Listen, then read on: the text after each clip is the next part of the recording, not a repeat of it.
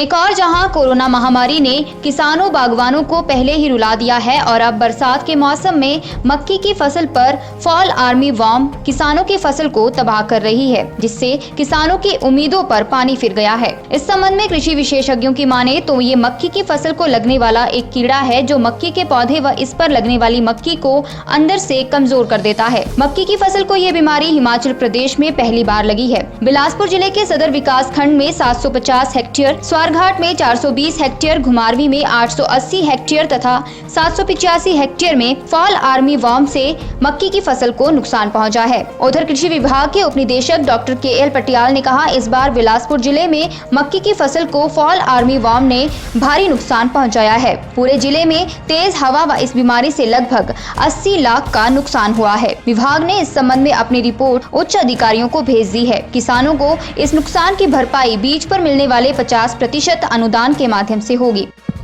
जिला बिलासपुर में जो है मक्की के अंतर्गत जो एरिया 27,000 हेक्टेयर एरिया जो है इसमें बुआई की गई है मक्की की। तो जहाँ तक फॉल आर्मी वर्म एक नया कीट जो है इस साल आया है और बारिशों की वजह से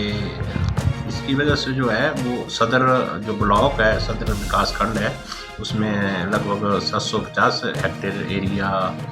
और स्वारघाट में 420 हेक्टेयर, घुमारवी में 880 और जुलूस्ता में 785 हेक्टेयर के करीब जो एरिया जो प्रभावित हुआ है। इसमें किसानों को लगभग 2 करोड़ 80 लाख रुपए का जो नुकसान होने की ये है। जहाँ तक इसकी भरपाई का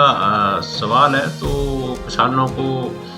इंश्योरेंस के बारे में भी, जो क्रॉप इंश्योरेंस है प्रधानमंत्री फसल बीमा योजना, उसके बारे में भी अवगत कराते रहते हैं कि आगे के भविष्य में भी जो भी जैसे गेहूं की फसल की बिजाई होगी उन प्रधानमंत्री फसल बीमा योजना के अंतर्गत है अपना बीमा करवाए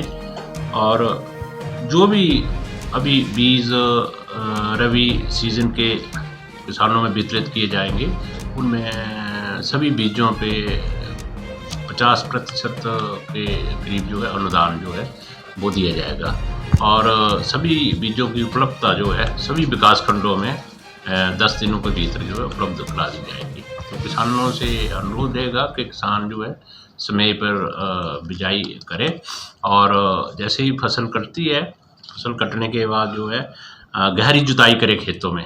ताकि जो ऐसे कीटों का जो फॉल आर्मी वर्म इस साल हुआ है, ऐसे कीटों का जो है वो नाश हो सके और जो फंगस है या कीट हैं जो फसलों को नुकसान पहुंचाते हैं उनकी भी जो है सौर ऊर्जा से, सूर्य की किरणों से जो है उनका भी नाश हो सके। तो ये आग्रह रहेगा किसानों से कि अपने खेतों में साफ सफाई का और जो डंठल वगैरह उनको ना रहने दें और साफ सफाई रखें खेतों की, तभी आगे रबी की जो फसलें हैं उनकी बिजाई करें। हिमाचल दस्तक वेब टीवी के लिए बिलासपुर से अनूप शर्मा।